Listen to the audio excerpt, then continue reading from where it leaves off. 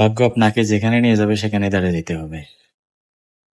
এখানে দাঁড়িয়ে একটু চিন্তা করেন, স্থির হন, মনকে বোঝান যে এটাই আমার শেষ ঠিকানা, এখানেই আমার যা কিছু করার এখানেই করতে হবে, এটাই আমার জীবন, এখানটাই আমাকে বেঁচে থাকতে হবে, কেউ এসে আমাকে এখানে সহযোগিতা করবে না। মনটাকে সবসময় এভাবে ট্রিট করতে হবে।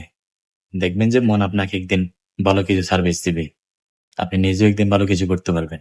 আপনার নিজেকে আপনার পরিবারের জন্য বেঁচে থাকতে হবে।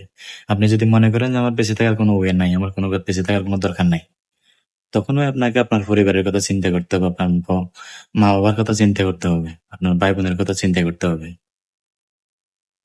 যেখানে আপনি সবকিছুর আশা ছেড়ে দিবেন, সেখান থেকে আবার নতুন করে শুরু করতে হবে। মনকে বুঝাইতে হবে এটাই আমার শেষ ঠিকানা, এটাই আমার কর্তব্য, এটাই আমার গন্তব্য, এখানে আল্লাহ আমাকে পাঠাইছে, এখান থেকে সবকিছু করতে হবে যা করার। দেখবেন যে আপনি একদিন ইনশাল্লাহ ভালো কিছু করতে পারবেন।